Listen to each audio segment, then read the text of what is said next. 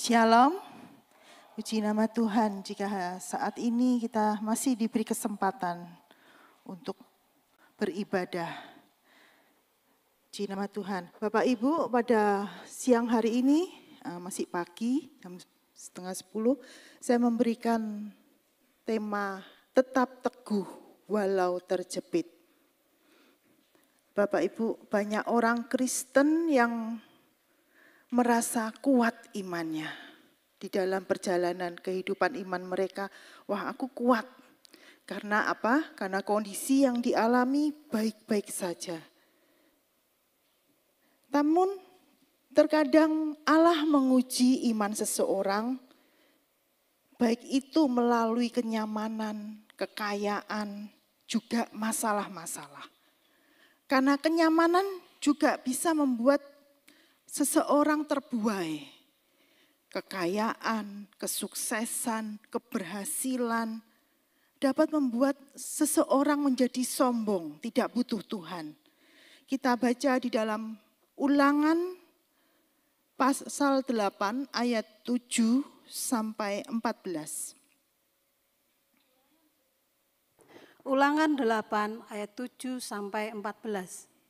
Sebab Tuhan Allahmu membawa engkau masuk ke dalam negeri yang baik, suatu negeri dengan sungai, mata air dan danau yang keluar dari lembah-lembah dan gunung-gunung. Suatu negeri dengan gandum dan jelainya, dengan pohon anggur, pohon ara dan pohon delimanya. Suatu negeri dengan pohon zaitun dan madunya. Suatu negeri di mana engkau akan makan roti dengan tidak usah berhemat, di mana engkau tidak akan kekurangan apapun. Suatu negeri yang batunya mengandung besi dan dari gunungnya akan kau gali tembaga. Dan engkau akan makan dan akan kenyang. Maka engkau akan memuji Tuhan Allahmu karena negeri yang baik yang diberikannya kepadamu itu. Hati-hatilah supaya jangan engkau melupakan Tuhan Allahmu dengan tidak berpegang pada perintah, peraturan dan ketetapannya yang kusampaikan kepadamu pada hari ini. Dan supaya apabila engkau sudah makan dan kenyang, mendirikan rumah-rumah yang baik serta mendiaminya, dan apabila lembu sapimu dan kambing dombamu bertambah banyak, dan emas serta perakmu bertambah banyak, dan segala yang ada padamu bertambah banyak, jangan engkau tinggi hati sehingga engkau melupakan Tuhan Allahmu yang membawa engkau keluar dari tanah Mesir, dari rumah perbudakan. Ya, coba kita bandingkan di dalam 1 Timotius 6 ayat 9 sampai 10. 1 Timotius 6 ayat 9 sampai 10. Tetapi mereka yang ingin kaya terjatuh dalam pencobaan, ke dalam jerat dan ke dalam berbagai-bagai nafsu yang hampa dan yang mencelakakan, yang menenggelamkan manusia ke dalam keruntuhan dan kebinasaan. Karena akar segala kejahatan ialah cinta uang, sebab oleh memburu uanglah beberapa orang telah menyimpang dari iman dan menyiksa dirinya dengan berbagai-bagai duka. Ya, terima kasih. Bapak Ibu, kita bisa melihat di sini bahwa kenyamanan, kesuksesan, keberhasilan bisa membuat kita melupakan Tuhan. Hati-hati dengan segala apa yang kita alami dengan keberhasilan kita. Jangan-jangan semuanya itu akan membuat kita meninggalkan iman kita. Oh, aku enggak butuh Tuhan. Aku berhasil karena dengan kekuatanku. Padahal di dalam ayat, di dalam Ulangan tadi, jelas-jelas Tuhan yang memberikan negeri yang begitu luar biasa. Negeri dengan sungai, mata air, danau, negeri dengan gandum dan jelainya. Mereka hidup dengan nyaman. Namun pada satu titik mereka bisa melupakan Tuhan. Bisa melupakan iman percaya mereka kepada Tuhan. Kenyamanan, keberhasilan bisa membuat kita goyah iman percaya kita kepada Tuhan. Nah, namun Allah juga menguji kita melalui masalah-masalah yang kita hadapi. Dan seseorang yang mampu beriman teguh, yang punya iman teguh, akan mampu bertahan dan melewati masalah itu tanpa meninggalkan imannya, tanpa meninggalkan Tuhan, apalagi menyangkali Tuhannya. Nah, di masa-masa itulah iman kita diuji, Bapak Ibu. Pada waktu menghadapi masa sulit yang mengancam murid-muridnya, pada waktu itu murid Yesus berada di dalam sebuah perahu dan mereka diterjang badai dan mereka merasa ketakutan. Justru Tuhan Yesus menanyakan iman mereka. Kita baca di dalam Lukas 8 ayat 24 sampai 25. Lukas 8 ayat 24 dan 25.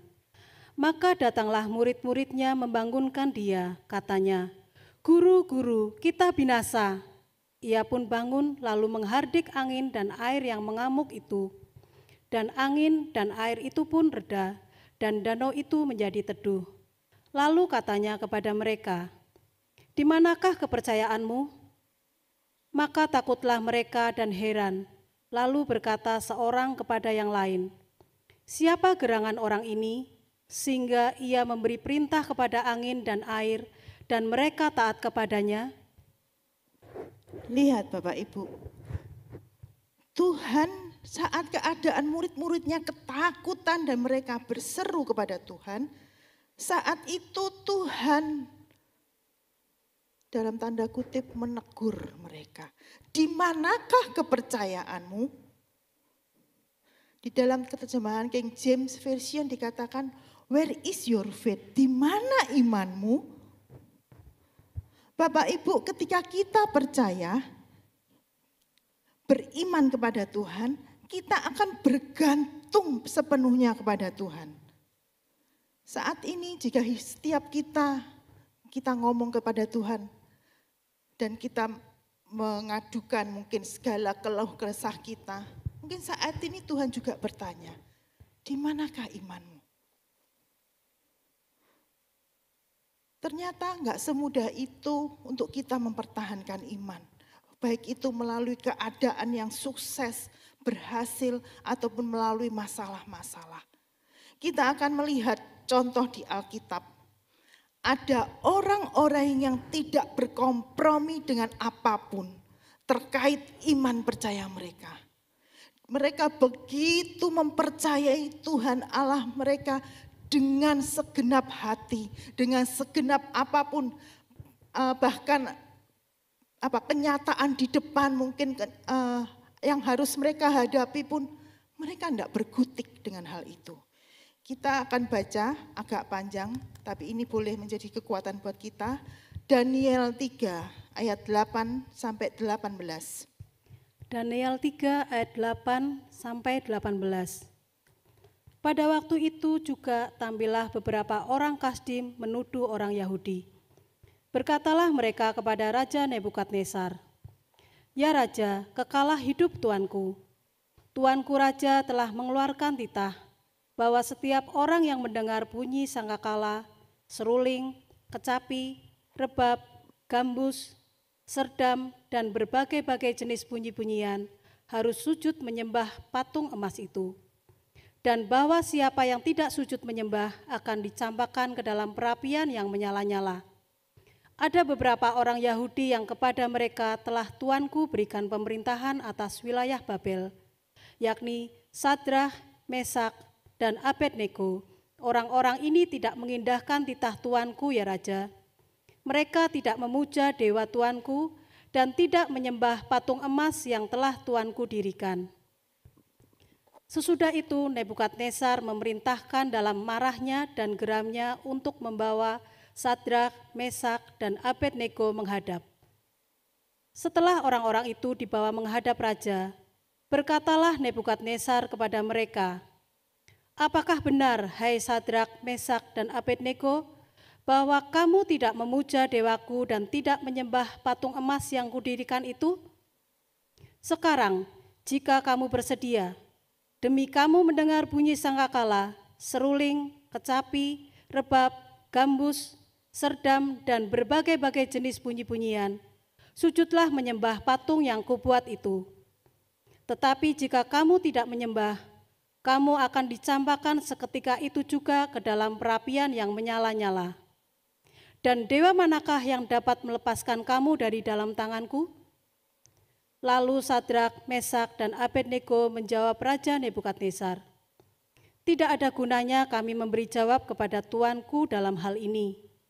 Jika Allah kami yang kami puja sanggup melepaskan kami, maka Ia akan melepaskan kami dari perapian yang menyala-nyala itu dan dari dalam tanganmu, ya Raja.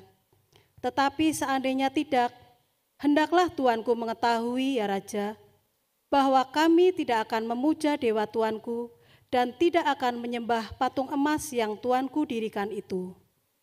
Ya, terima kasih. Bapak Ibu, kita mungkin sudah sering mendengar tentang kisah Sadrak, Mesak, dan Abednego ini.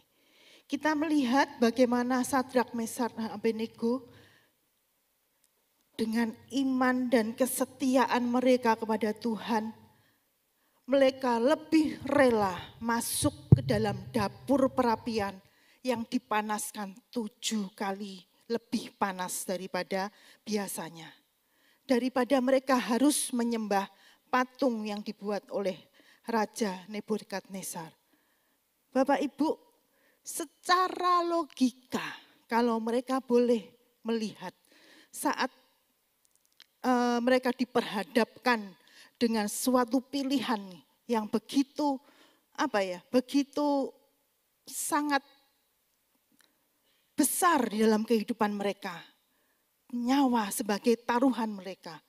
Bukan lagi taruhannya, misalkan mereka ini saat ini mereka duduk di pemerintahan. Bukan cuma pangkatnya, mungkin kamu jadi rakyat biasa, kamu akan tidak punya kedudukan.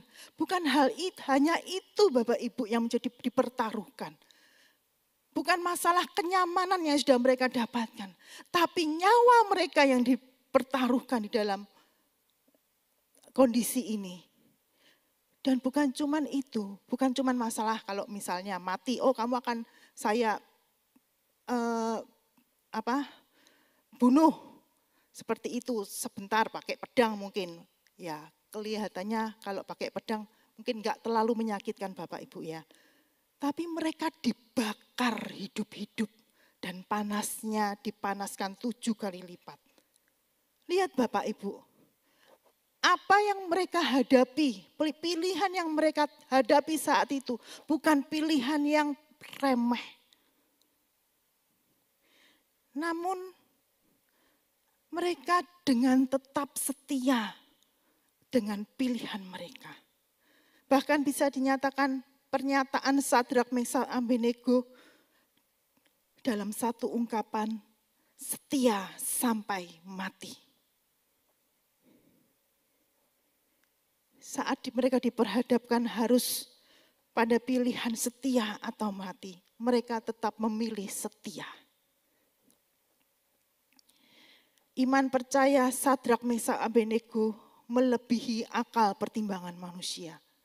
Mungkin kalau akal pertimbangan kita, wah ya sudahlah saya akan menyembah kepada dewa yang didirikan raja. Tapi dalam hati saya tetap menyembah Tuhan. Bisa enggak kalau dia berpikir seperti itu? Mungkin saja bisa. Mungkin kalau itu yang kita hadapi, mungkin. Kita akan berpikir, wah aku cari amannya aja. Aku tetap menyembah tapi hatiku tetap ke Tuhan Yesus. Itu tidak dilakukan oleh Sadrak, Mesak, Abednego. Ketika orang lain mencari aman dan keselamatannya mereka sendiri, orang akan menghitung untung dan ruginya dan lebih peduli pada keselamatan diri sendiri. Mereka bertiga lebih mementingkan tetap teguh beriman kepada Tuhan. Kita akan belajar apa yang kita dapat pelajari dari hidup dan pilihan dari Sadrak, Mesak, dan Abednego. Yang pertama, di dalam ayat 16 sampai 18, tolong dibacakan lagi. Daniel 3 ayat 16 dan sampai 18. Lalu Sadrak, Mesak, dan Abednego menjawab Raja Nebukadnezar, "Tidak ada gunanya kami memberi jawab kepada tuanku dalam hal ini.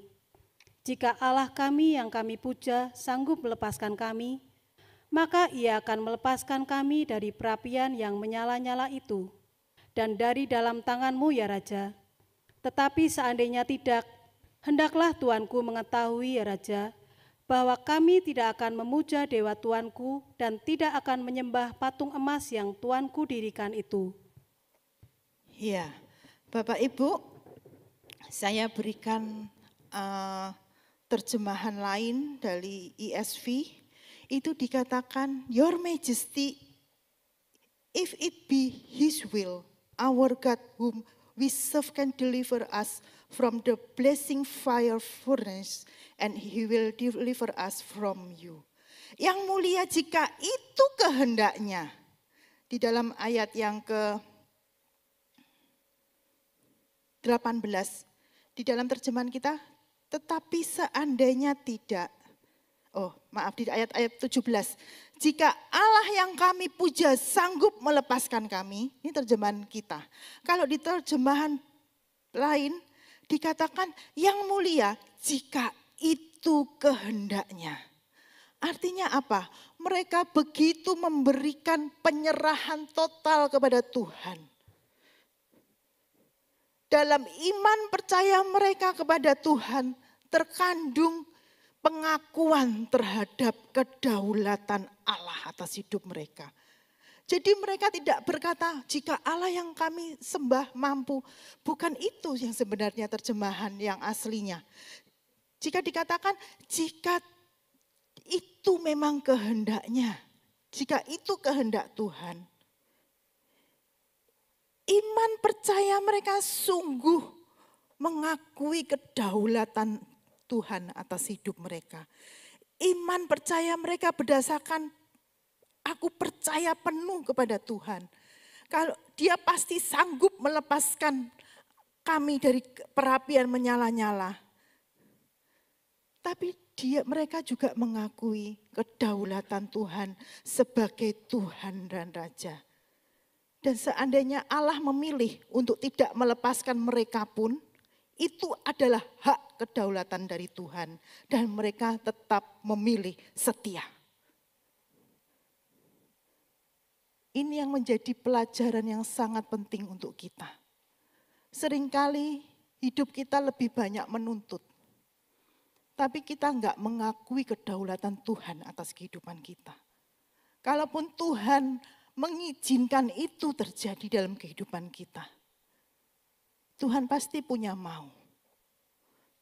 Sadrak, Mesak, Abednego dengan iman sangat yakin bahwa Allah yang mereka sembah sanggup melepaskan mereka dari perapian itu. Tetapi ada kata-kata yang menarik di sini. Mereka memberikan pernyataan yang tidak semua orang ataupun kita bisa ucapkan di dalam ayat yang ke-18. Tetapi seandainya tidak, hendaklah Tuanku mengetahui, ya Raja, bahkan bahwa kami tidak akan memuja dewa Tuanku dan tidak akan menyembah patung emas yang Tuanku dirikan.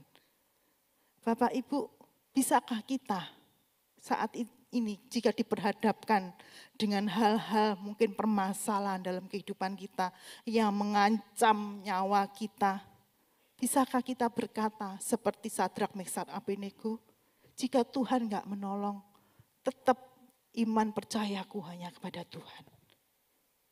Ini membuktikan kemurnian iman kita. Ini bukan ungkapan orang yang pesimis, melainkan pengakuan tentang tak terbatasnya kuasa Allah yang mereka sembah. Ini membuktikan bahwa cara Tuhan tidak dapat dipahami oleh manusia. Bapak Ibu, saat saya mempersiapkan ini, saya mendapatkan suatu kunci penting. Allah yang kita sembah, Dia bekerja di luar pemikiran manusia. Sedangkan iblis, dia selalu memakai logika dan perasaan kita untuk membuat kita meragukan firman Tuhan. untuk selalu membuat kita meragukan kuasa Allah. Biarlah ini menjadi sebuah kunci di dalam pemikiran kita, di dalam hati kita. Bahwa Allah bekerja di luar pemikiran manusia. Allah bekerja di luar logika manusia. Mana logikanya? Orang dibakar kok tetap hidup. Logikanya nggak masuk itu. Tapi kalau iblis, mungkin saat itu saat Sadrak, Mesak, Abednego diberi pilihan, iblis mungkin membisiki mereka, lihat, lepaskan imanmu. Kalau kamu masuk, kamu pasti terbakar. Dan itu sangat menyakitkan, 7 kali lebih panas. Pasti suara-suara mereka akan tetap ada di dalam telinga mereka. Tapi Allah yang kita sembah, dia bekerja dengan caranya. Di luar logika manusia, di luar pemikiran manusia. Sedangkan iblis, dia selalu menggunakan caranya dengan logika. Itu yang selalu kita dengarkan. Ayo lepaskan imanmu, biar kamu bisa naik jabatan. Kalau kamu naik jabatan, kamu tetap bisa beribadah kepada Tuhan. Mungkin itu yang akan kita selalu dengarkan.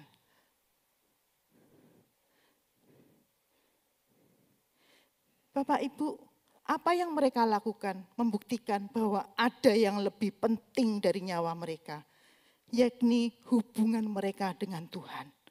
Mereka tidak menuntut Allah mengabulkan doa. Mereka pasrah terhadap segala kehendak Tuhan, kedaulatan Tuhan. Tapi dengan penuh iman menempatkan diri di bawah kedaulatan dan kehendak Tuhan. Hal ini juga dilakukan oleh Tuhan Yesus. Saat Tuhan Yesus dicobai di dalam Matius 4 ayat 1 sampai 10, enggak usah dibaca, ditulis saja. Dan di Matius 26 ayat 36 sampai 44. Saat Tuhan Yesus menghadapi salib. Hal ini juga ditawarkan. Yesus sebagai manusia pun dia merasa ketakutan saat itu. Merasa diperhadapkan dengan pilihan-pilihan. Namun lihat, kita baca di dalam Matius 26 ayat yang ke-42. Matius 26 ayat ke-42. Lalu ia pergi untuk kedua kalinya dan berdoa, katanya, "Ya Bapakku, jikalau cawan ini tidak mungkin lalu, kecuali apabila aku meminumnya, jadilah kehendak-Mu." Doa Tuhan Yesus ini dilakukan sampai 3 kali Bapak Ibu. Artinya manusia Yesus pun merasa takut saat itu. Dia sebagai manusia pun merasa benar-benar galau. Ketika Yesus dihadapkan dengan kebutuhan makan di dalam Matius 4, dia lebih percaya kepada pemeliharaan Tuhan. Ketika manusia Yesus diperhadapkan dengan keselamatan nyawanya. Dan ketika dia diperhadapkan dengan kenyamanan, kekuasaan. Manusia Yesus tetap mengandalkan Tuhan. Tetap mempercayai firman daripada hidupnya sendiri. Bahkan saat dia diperhadapkan dengan salib. Kita jelas tadi di ayat yang ke-42, Matius 6 ayat 42. Secara salib, secara manusia dia mengalami ketakutan yang luar biasa. Yang sangat besar, dia pengen lari dari masalah itu. Namun dia ngomong, terjadilah menurut kehendak-Mu. Dia lebih percaya kepada Tuhan. Dia lebih percaya kepada kedaulatan Allah, Bapaknya. Biarlah ini menjadi pelajaran buat setiap kita. Untuk kita lebih lagi belajar menyerahkan hidup kita pada kedaulatan Tuhan. Tidak menuntut Tuhan mengabulkan doa-doa kita. Bapak Ibu boleh berdoa, tapi enggak nuntut, oh ya Tuhan, Engkau harus begini, harus begini. Tidak mengatur Tuhan dengan cara bagaimana dia menolong kita. Itu loh Tuhan, saya butuh uang nanti gerakkan si A, si B untuk boleh tiba-tiba menawarkan. Bukan seperti itu Bapak Ibu. Kita belajar untuk percaya pada semua keputusan Tuhan atas kehidupan kita. Kalaupun kita harus melewati permasalahan itu dengan seizin Tuhan, Tuhan akan memberikan kekuatan. Tuhan akan memberikan jalan keluar di luar pemikiran kita, di luar akal kita sebagai manusia. Mazmur 37 ayat yang kelima. Mazmur 37 ayat 5. Serahkanlah hidupmu kepada Tuhan dan percayalah kepadanya, dan Ia akan bertindak. Dilanjut 1 Petrus 5 ayat yang ke-7. 1 Petrus 5 ayat 7. Serahkanlah segala kekhawatiranmu kepadanya, sebab Ia yang memelihara kamu. Amin. Bapak Ibu, kalau kita aja sebagai seorang orang tua, anak kita mempunyai masalah, mungkin anak kita belum ngomong, lihat dari wajahnya, kita bisa lihat, oh anak ini lapar, oh anak ini sakit.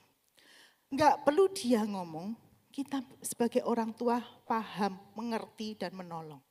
Apalagi Tuhan Allah kita.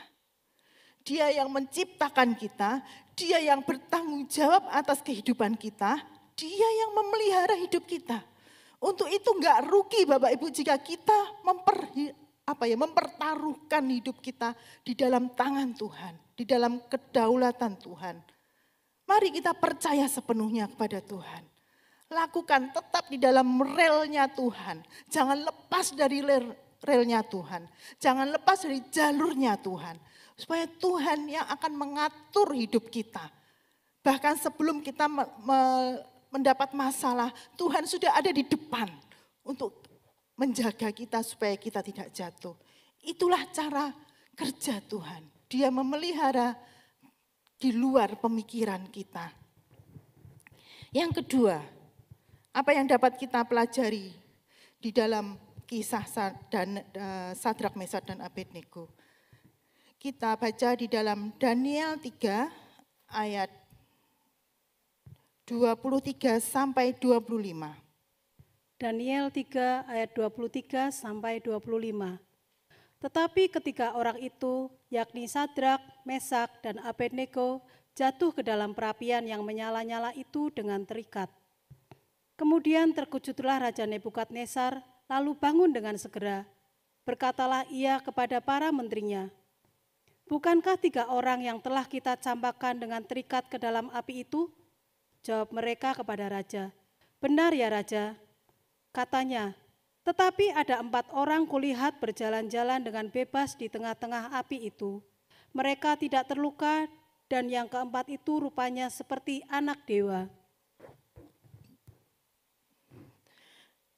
Bapak Ibu, apa yang mereka alami bukan hanya bertemu, tetapi permasalahan yang mereka alami Tuhan pakai untuk mereka mengalami adventure. Ya, kalau di dalam filmnya anak-anak, petualangan bersama Dora. Kalau ini petualangannya bersama Tuhan Bapak Ibu. Adventure, perjalanan bersama Tuhan. Dan Tuhan membawa perjalanan kita tuh luar biasa. Orang lain akan melihat, kok bisa ya kena api nggak terbakar. Kayak hidup kita ini jadi kayak Superman gitu ya, mungkin dilihat orang. Tuhan begitu luar biasa membawa perjalanan kehidupan kita. Yesaya 43 ayat yang kedua. Yesaya 43 ayat kedua. Apabila engkau menyeberang melalui air, aku akan menyertai engkau, atau melalui sungai-sungai, engkau tidak akan dihanyutkan. Apabila engkau berjalan melalui api, engkau tidak akan dihanguskan, dan nyala api tidak akan membakar engkau. Ya, lihat Bapak Ibu, luar biasa bukan? Apabila engkau menyeberang melalui air, aku yang menyertai engkau. Kita berpetualang dengan Tuhan. Kalau melalui sungai-sungai, engkau tidak akan dihanyutkan. Apabila engkau berjalan melalui api, engkau tidak akan dihanguskan. Dan nyala api tidak akan membakar engkau. Dan itu sudah terbukti pada Sadrak, Mesak, dan Abednego. bau sangit pun gak ada di dalam baju mereka. Luar biasa gak Bapak Ibu? Itulah cara kerja Tuhan. Di luar pemikiran manusia. Apa yang gak mungkin Tuhan kerjakan. Dan kita ikut berjalan bersama Tuhan. Luar biasa enggak? Ketika kita menyerahkan hidup kita ke dalam tangan kedaulatan Tuhan, kita akan merasakan penyertaan Tuhan itu luar biasa. Baik itu situasi yang baik atau tidak baik. Dan yang terpenting penyertaan Tuhan itulah yang kita butuhkan. Nah kalau kita merasa, wah aku kuat, aku bisa nanti masuk ke dalam dapur perapian. Tapi Tuhan enggak beserta, ya kita mati konyol Bapak Ibu. Tapi kalau Tuhan beserta kita, dimanapun kita berada, kita mengalami petualangan, perjalanan dengan Tuhan yang luar biasa. Mujizat demi mujizat, seperti lagu tadi. Kita alami, karena kita mau menyerahkan hidup kita sepenuhnya ke dalam tangan Tuhan. Di dalam ini juga dipertegas oleh Raja Daud di dalam Mazmur 23 ayat 1 sampai 5. Mazmur 23 ayat 1 sampai 5. Mazmur Daud. Tuhan adalah gembalaku, tak akan kekurangan aku. Ia membaringkan aku di padang yang berumput hijau. Ia membimbing aku ke air yang tenang. Ia menyegarkan jiwaku. Ia menuntun aku di jalan yang benar oleh karena namanya. Sekalipun aku berjalan dalam lembah kekelaman, aku tidak takut bahaya, sebab Engkau besertaku. Gadamu dan tongkatmu itulah yang menghibur aku. Engkau menyediakan hidangan bagiku di hadapan lawanku. Engkau mengurapi kepalaku dengan minyak, pialaku penuh melimpah. Lihat, Daud telah merasakan bagaimana penyertaan Tuhan luar biasa. Sadrak, Mesak, Abednego dengan tidak kompromi dengan apapun terkait iman percaya mereka. Mereka merasakan penyertaan Tuhan luar biasa. Penyertaan Tuhan itu yang terpenting. Penyertaan Tuhan itu yang kita butuhkan. Dan akibatnya apa? Kalau kita tetap teguh dalam iman kita, walaupun keadaan menjepit kita, walaupun masalah menjepit kita, perekonomian menjepit kita, kesehatan kita menjepit kita pun, kalau kita tetap teguh, kita akan mengalami mujizat dan orang yang kita akan melihat. Akibatnya apa? Di dalam Daniel 3 ayat 24 sampai 25. Daniel 3 ayat 24 sampai 25. Kemudian terkejutlah Raja Nebukadnezar, lalu bangun dengan segera. Berkatalah ia kepada para menterinya, bukankah 3 orang yang telah kita campakkan dengan terikat ke dalam api itu? Jawab mereka kepada Raja, benar ya Raja. Katanya, tetapi ada 4 orang kulihat berjalan-jalan dengan bebas di tengah-tengah api itu. Mereka tidak terluka, dan yang keempat itu rupanya seperti anak dewa. Lihat Bapak Ibu, akibatnya kita tetap teguh dengan iman dan kita berjalan bersama Tuhan, akan membuat orang lain melihat Tuhan di dalam hidup kita. Di dalam ayat Daniel 3, 24, 25, tetapi ada 4 orang kulihat berjalan-jalan dengan bebas di tengah-tengah api itu. Mereka tidak terluka dan yang keempat itu rupanya seperti anak dewa. Dari ayat ini kita melihat bahwa persoalan tidak saja membuat kita berjalan bertemu dengan Tuhan, mengalami adventure dengan Tuhan, tetapi membuat orang lain yang belum percaya melihat Tuhan ada di dalam hidup kita. Wow, luar biasa Bapak Ibu. Sampai Tuhan orang lain bisa melihat ada orang lain, ada luar biasa hidup mereka ini. Kulihat ada 1 orang lagi yang beserta mereka. Padahal yang dimasukkan 3 orang. Hidup kita menjadi kesaksian bagi orang lain. Orang lain dapat melihat Tuhan di dalam kehidupan kita. Kehidupan kita berkemenangan. Dapat menjadi kesaksian bagi orang-orang yang belum percaya. Sehingga mereka berkata, ada Allah dalam hidupnya. Ada Allah dalam hidup orang itu. Seperti di dalam ayat yang ke-20. Daniel 3 ayat 28 sampai 29 bisa dibacakan. Daniel 3 ayat 28 dan 29. Berkatalah Nebukadnezar, terpujilah Allahnya Sadrak, Mesak, dan Abednego. Ia telah mengutus malaikatnya dan melepaskan hamba-hambanya yang telah menaruh percaya kepadanya dan melanggar titah raja dan yang menyerahkan tubuh mereka karena mereka tidak mau memuja dan menyembah Allah manapun kecuali Allah mereka. Sebab itu, aku mengeluarkan perintah bahwa setiap orang dari bangsa, suku bangsa, atau bahasa manapun yang mengucapkan penghinaan terhadap Allahnya Sadrak, Mesak, dan Abednego akan dipenggal-penggal dan rumahnya akan dirobohkan menjadi timbunan puing. Karena tidak ada Allah lain yang dapat melepaskan secara demikian itu. Ada pengakuan dari Raja Nebukadnezar tentang Allahnya Sadrak, Mesak, Abednego. Dan pengakuan itu diakui tidak ada Allah lain yang dapat melepaskan secara demikian. Bahkan orang yang menghina Allahnya Sadrak, Mesak, Abednego akan berhadapan dengan penggal. Lihat Bapak Ibu, nama Tuhan dipermuliakan di dalam kehidupan Sadrak, Mesak, Abednego.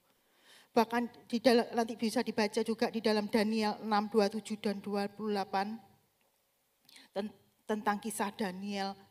Pengakuan juga bahwa Allahnya Daniel itu Allah yang hidup, bukan Allah yang mati. Luar biasa Bapak Ibu. Jika kita mau tetap teguh di dalam iman percaya kita dan kita mau disertai dan membawa Tuhan dalam hidup kita, lihat akan ada mujizat demi mujizat yang akan kita alami dalam kehidupan kita. Dan orang lain, enggak perlu kita koar-koar, enggak perlu kita banyak ngomong. Orang lain akan melihat dengan sendirinya, Bapak itu, Ibu ini luar biasa iman percayanya. Walaupun keadaannya lemah, tubuh fisiknya lemah, tetap setia ke gereja. Akhirnya orang lain akan bertanya-tanya, apa sih Bu? Apa yang membuat Ibu tetap kuat? Padahal Ibu seperti ini keadaannya, Bapak seperti ini keadaannya. Cintaku kepada Tuhan yang membuat aku tetap kuat. Kita bisa menjawab seperti itu. Dan akibat yang kedua, kemalangan diubah menjadi kemuliaan. Daniel 3 ayat yang ke-30. Daniel 3 ayat 30. Lalu raja memberikan kedudukan tinggi kepada Sadrak, Mesak, dan Abednego di wilayah Babel. Lihat Bapak Ibu, persoalan yang membawa mereka dalam dapur perapian akhirnya membawa kemuliaan bagi Sadrak, Mesak, dan Abednego. Karena mereka berhasil mempertahankan iman mereka. Kedudukan yang lebih tinggi diberikan. Mereka enggak peduli saat mereka diperhadapkan dengan kamu harus melepaskan imanmu. Mungkin kamu akan dilepas pangkatmu. Tidak hanya itu. Justru bukan pangkat yang dilepas diturunkan, tapi mereka mempunyai kedudukan yang lebih tinggi di dalam kehidupan mereka. Bapak Ibu, jika kita mau melihat kemuliaan terjadi dalam hidup kita, Bapak Ibu rindu itu terjadi dalam kehidupan kita. Bapak Ibu rindu melihat penggenapan janji Tuhan untuk pemulihan, kesembuhan dalam kehidupan kita. Miliki iman yang bertahan. Iman yang enggak berkompromi dengan apapun terkait melepas iman kita.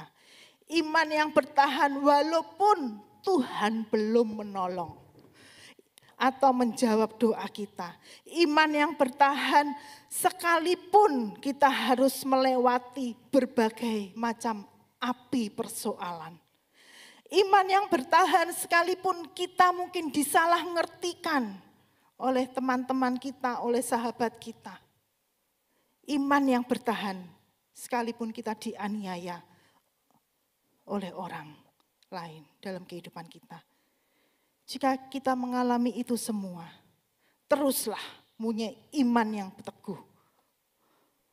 Dan kita akan melihat pertolongan Tuhan dan nama Tuhan yang akan dipermuliakan. 2 Tesalonika 1 ayat 11 dan 12. 2 Tesalonika 1 ayat 11 sampai 12. Karena itu kami senantiasa berdoa juga untuk kamu, supaya Allah kita menganggap kamu layak bagi panggilannya, dan dengan kekuatannya menyempurnakan kehendakmu untuk berbuat baik, dan menyempurnakan segala pekerjaan imanmu, sehingga nama Yesus Tuhan kita dimuliakan di dalam kamu, dan kamu di dalam Dia menurut kasih karunia Allah kita dan Tuhan Yesus Kristus. Sehingga nama Yesus Tuhan kita dimuliakan di dalam kamu dan kamu di dalam Dia. Hari-hari ini mungkin kita sedang masuk di dalam dapur perapian. Kita mungkin sedang diperhadapkan dengan masalah, persoalan hidup dalam keluarga, dalam pekerjaan, dalam kesehatan. Tekanan demi tekanan yang cukup berat, mungkin dalam rumah tangga, dalam pekerjaan, yang membuat kita rasanya, aku nyerah deh, aku nyerah. Ayo, melalui iman kepercayaan Sadrak, Mesak, dan Abednego ini, membuat kita tergugah, membuat kita bangun kembali, supaya pertolongan dan mujizat dapat kita alami. Kita mengalami adventure, petualangan dengan Tuhan. Saya percaya inilah jenis iman yang Tuhan inginkan untuk kita miliki hari-hari ini. Tuhan ingin kita tetap percaya walaupun pertolongan itu belum kunjung tiba. Tuhan ingin kita tetap percaya walaupun kita sedang di dalam perapian. Sekalipun jawaban doa dan janji-janji Tuhan belum kita lihat, tetaplah percaya. Kalau iblis mulai membisikkan banyak hal di dalam telinga kita, itu loh Tuhanmu. Benar toh, enggak terjadi kan? Mana kenyataannya kamu tetap seperti ini, ternyata kamu tetap menderita. Jangan dengarkan apa yang iblis katakan. Seperti saya ngomong tadi, iblis selalu memakai logika untuk membuat kita jatuh iman kita. Tetapi Tuhan bekerja di luar pemikiran kita. Dan akhirnya segala masalah itu tidak membuat kita semakin jatuh, tapi membuat iman kita dimurnikan layaknya emas. Ayub 23 ayat yang ke-10. Ayub 23 ayat 10. Karena ia tahu jalan hidupku, seandainya ia menguji aku akan timbul seperti emas. Amin. Biarlah renungan firman Tuhan pada pagi hari ini membuat kita semakin teguh. Tetap teguh walaupun keadaan kita terjepit. Mari saya undang semuanya bangkit berdiri, kita nyanyikan lagu El Shaddai. Tak usah ku takut, Allah menjagaku. Tak usah ku bimbang, Yesus peliharaku.